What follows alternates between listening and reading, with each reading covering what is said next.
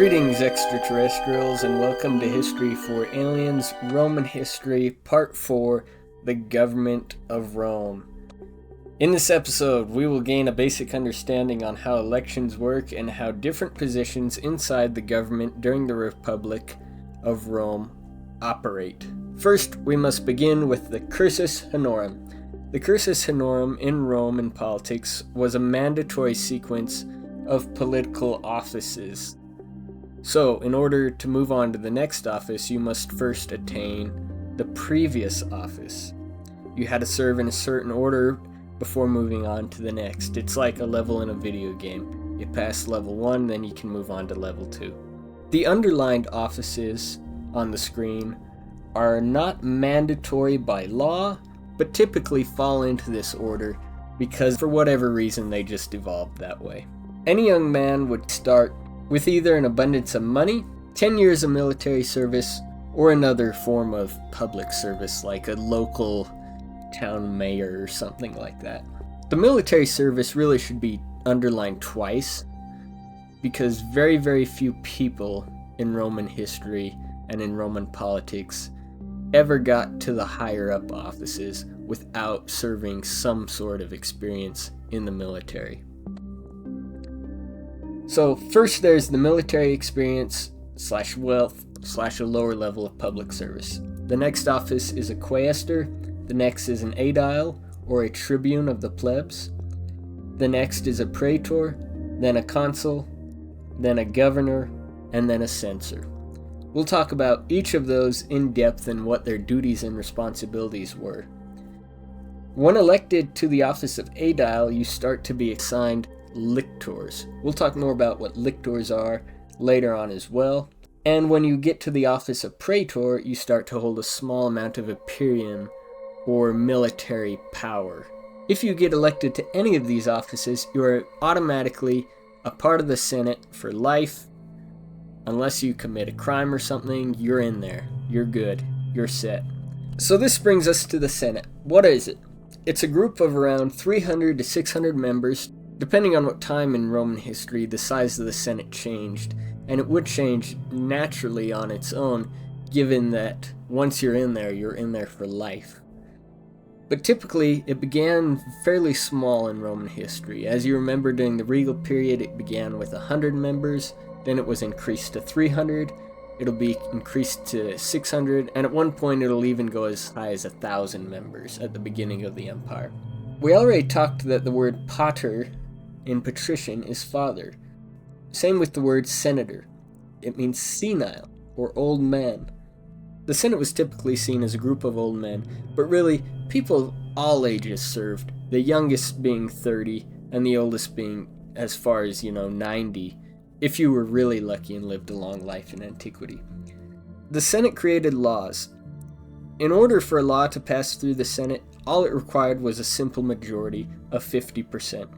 They could declare wars, they could create military assignments, they worked with the consuls and selected military generals, they oversaw provinces and state business, they could annex foreign land, they would distribute the annexed land to retired soldiers, they oversaw public land and public land usage, and during the age of the Republic, they dominated all power in Rome.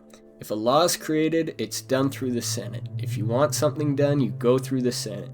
Nothing during the Republic of Rome was accomplished without some assistance or some interference by the Senate. This is what typical Senate meetings looked like. You voted by standing to the person you supported.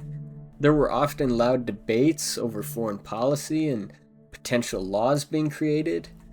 The white togas were accompanied with a red stripe going throughout. They would wrap them around their bodies. They would also wear red shoes. This picture here is probably the most accurate picture of what a senator would have looked like during this time. And senators often wore gold rings to symbolize their status and power to everyone else. This ring in particular says Fides Legionari SPQR, meaning loyalty of the legion to the Senate and the people of Rome. I already mentioned the Principes Senatus. There's only one Principes Senatus, and it's the senior member of the Senate. Whoever had been serving the longest is the Principes Senatus. They were the first senator listed on roll calls, and they would call the roll for everyone else. They would be the first to speak in Senate meetings, and they often played referee during arguments and guided the Senate and their arguments. This brings us next to the quaestors. This is the first office in Rome. These were 20 members elected annually. So every year you get 20 new members coming into the Senate. You needed to be at least 30 years old to run for quaestor. If it typically required 10 years of military experience, you would join the military right when you turned 20, serve for 10 years, then try to get elected quaestor. These were the freshmen of the Senate. They didn't really have any real political power or influence over anyone other than their vote. They did count as a vote, and they were a vote, but they had very little influence other than that. They did not hold imperium, meaning they did not have military power. They did not have lictors or bodyguards. They were typically just general bureaucrats and civil servants. They went where they were told, they did what they were told. They could work alongside governors. They could do something like overseeing grain shipment. They could be in charge of tax collection. They were there to be assigned a place and just do what they were told. This brings us next to the office of aedile. There were 4 elected annually, 2 pairs of 2. So, the first pair was a patrician pair, and the second pair was a plebeian pair. And the hope was that each of those pairs would balance one another out. They were elected by tribal assembly and plebeian assembly. They were in charge of city management, so keeping the roads clean, sewers, aqueducts, and just overall general construction within the city of Rome. This was a very prestigious position in government. People typically knew who the aediles were, and the same could not be said of other political offices in Rome. So why is this? It's because the aediles were the ones throwing the parties. They organized gladiator games, chariot races, and festivals. When you're at a good party, you want to know who's throwing the good party, and you want to become close to them. And that's exactly how the Romans felt about the aediles. They wanted to be close to the good party. This brings us to lictors. Lictors were bodyguards that would follow magistrates. Magistrates are essentially anyone that served in the Senate. The lictors would carry fasces, which was a symbol of strength. Fasces was a bundle of individual sticks strung together, the idea being that a single stick itself is weak, but together they are strong, so it's a symbol of strength with numbers. The lictors would follow magistrates from place to place. You see on this coin with the name Brutus, there's 2 lictors following around somebody. I assume Brutus based on the name. But they're carrying a bundle of sticks with an axe in it. Here's another picture of what the lictors would have looked like. They would basically just escort senators around from place to place. The higher your position in government was, the more lictors you would be assigned to you. Whether these axes were carried around symbolically or as kind of just prestige is kind of unknown. I think it was likely a mix of both though. Here is some recreators walking around the modern day streets showing off their fasces. And here's a stone carving depiction of a lictor and his fasces. I also want to point out how these fasces are everywhere, especially in United States politics. They are in the House of Representatives, to the left and right of the Speaker of the House. They are also at the Lincoln Memorial. You can see it on the United States dime. And here's a picture of Cincinnatus, a famous Roman general we'll talk about later. And as you can see in the picture, he's holding his fasces. This brings us to the next office, the office of praetor. The praetor had 8 members elected annually. Praetors acted as judges in civil cases between citizens, and their job was to provide equity during these civil cases. This is a job usually reserved for a king, so already it should be obvious that this was a much more prestigious office than just a quaestor. They interpreted right and wrong in the law. They could fine, punish, banish, execute, crucify, or assign you a death by entertainment. There wasn't really such thing as a prison system in Roman history. It was common to see jails and dungeons, but these places were typically where you would go while you await trial. So like I said, they were more jails than they were prison systems. And praetors held imperium, which means they could not be inside the city of Rome. They had to work and operate outside the city walls. Here's a depiction of what a praetor court session might have looked like, with defendants and a trial and a jury kind of going on. And we need to talk about imperium before we get to the office of the consul. Imperium, as I've said, means power to command. The lictor is the smallest representation of imperium. They have that smallest power to command, even if it is just over themselves. And people didn't get imperium until you become a praetor. And I said earlier that people with imperium are not allowed to enter the city of Rome. This was a law set up in the early Republic to avoid having any military general march into the city and intimidate senators within the city walls. The one exception to this rule, of course, being triumphs, where one day a general could march up through the city walls. Here's a map of what Rome looked like. People that held imperium could not enter the blue line. That's called the Pomerium, which you remember is also where the Servian walls were. This brings us to the office of consul. This is probably the most prestigious office of them all. There were 2 elected for 1-year terms, and they could not be re-elected until a 10-year period had passed. The office of consul had so much prestige that the years were not marked by a number at this time, but rather by a name, the name of the consuls. So for instance, instead of saying, I was born in the year 2002, perhaps you would say you were born during the consulship of Bush and Giuliani. Or if you were born in 2025, perhaps you would say you were born during the consulship of Trump and Musk. The office of consul essentially split the power of the king between 2 people. They were the commanders-in-chief of the military and the head of civil servant offices. They made law propositions in front of the Senate. They sat in on Senate meetings. They would oversee elections.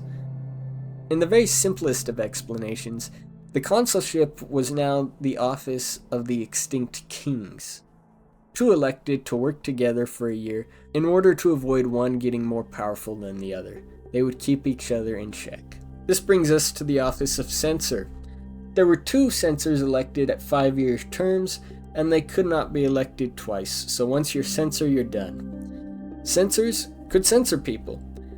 If you said something out of line and illegal, the censor might come down on you and banish you out from the city.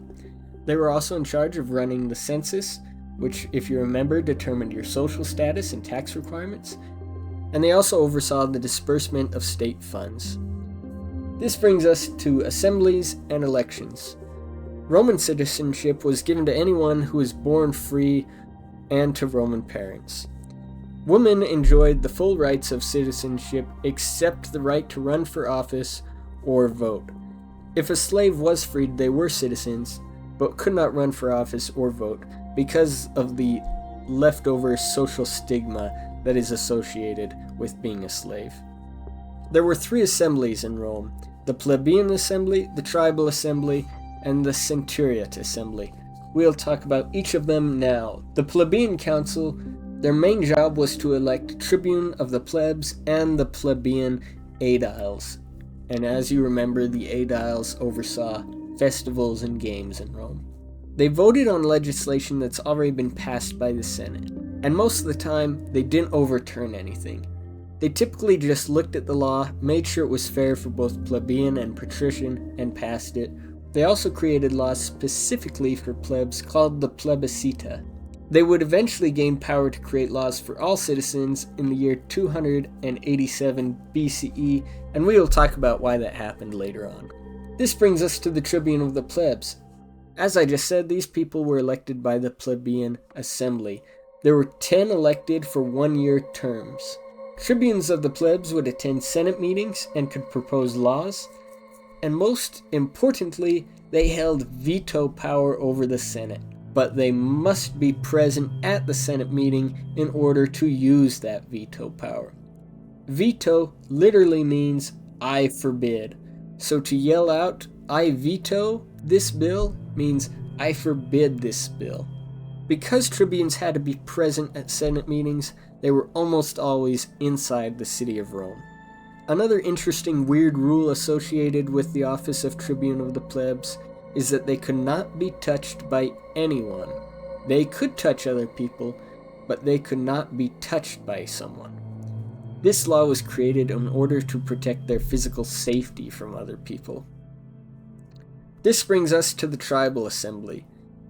All Roman citizens were divided into 35 different tribes. Most of the tribes were unique to the Italian peninsula. The city of Rome itself had 4, and the other 31 tribes were divided up amongst the rest of the Roman Empire, but like I said, most still remained in the Italian peninsula. The tribal assembly elected the Pontifex Maximus, the quaestors, and the patrician aediles. So everyone in the Senate, whether they were just a quaestor or a censor, was elected by the tribal assembly at some point, because that is where everyone begins. Each tribe would have 1 vote. The 4 votes in the city of Rome typically supported agenda that would help the poor, while the 31 votes outside the city of Rome typically supported agenda that would help the rich aristocrats. Why? Because the assembly met inside the city of Rome, so the poor living inside the city didn't have to travel far to attend. However, if you lived on the southern or northern end of the Italian peninsula, you would have to travel to attend.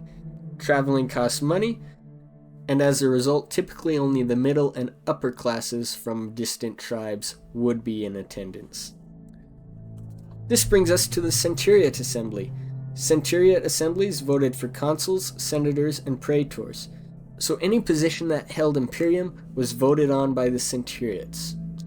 They were divided up into groups of 100 men. Each group had 1 vote per position being voted on. Since there were 2 consuls, they each had a first pick consul and a second pick consul. This ensured that the most widely agreed upon consuls would win elections. Other than the elections, the assembly did not hold a lot of power. They were called on by the consul during the middle of the year to hold elections for the upcoming year's office, and after that they would disband and wouldn't really meet again until the next year when the consul called them back. The Argentari were the bankers of Rome, and really did everything that our modern banks do today. They provided loans, they were a safe place for you to store your money, they could exchange currencies for you if you planned on traveling, they could accept deposits, and they kept financial records for you. They would also oversee the quality and production when it came to minting new coins. This is the Arch of the Argentari. It was created during the Roman Empire and dedicated to the bankers and money managers of the Roman Empire. So clearly this was a position of a lot of power. The next office I needed to talk about were the governors. Governors were typically ex-consuls or ex-praetors. They were the heads of the provinces and oversaw everything that happened inside the province. They were elected by the Senate for 3 to 5 year term limits, and their job was to maintain control and order inside their assigned province. Their personal goal, though, was to make as much money as possible. This was either done through taxes, bribes, or waging wars. The office of governor also held imperium and was immune from prosecution of any crimes while inside this office, which, as you can imagine, tended to lead to a lot of extortion in order to gain that personal financial wealth. The next office we've already talked about before in Roman history, and it's the Pontifex Maximus. There's only 1. This office is held for life. They selected Vestal virgins and priests. They would choose what day sacrifices and ceremonies were held, and their job was to maintain peace amongst the government and its citizens and keep sacrilege to a minimum. Here are depictions of the office of Pontifex Maximus, as well as statues of Emperors Augustus and Hadrian donning their Pontifex Maximus robes. The next office we have to talk about is the office of dictator. Dictators were selected in times of emergency. There was only one dictator, and they were elected for 6-month limits, although this could be shortened or extended depending on the situation. When I say an emergency, I'm talking about something like a foreign army walking right up to the gates of Rome. At that time, the Senate would vote to give absolute power to one person. The idea was that it would create sharper and quicker decision makings and lead to an overall more efficient government during a state of emergency. The next thing I need to talk about is Senatus Consulatum Ultimum, SCU. This was essentially martial law. It was a military takeover of the city in order to maintain order. This was typically only called to put down a riot, a protest, or a rebellion inside a city. If you live in the United States, think of it as the National Guard. The final thing we need to talk about in this presentation is generals. Other than consuls and dictators, they had the highest amount of military power. They were appointed by the consuls and the Senate, and they had direct command over legions. In the beginning of the Roman Republic, there were 4 Roman legions, and at the end of the Roman Republic, there will be 37 Roman legions. Join us next time as we explore a basic buildup of the Roman military and how it operated. Thank you for watching History for Aliens. Remember to subscribe, and I hope to see you next time.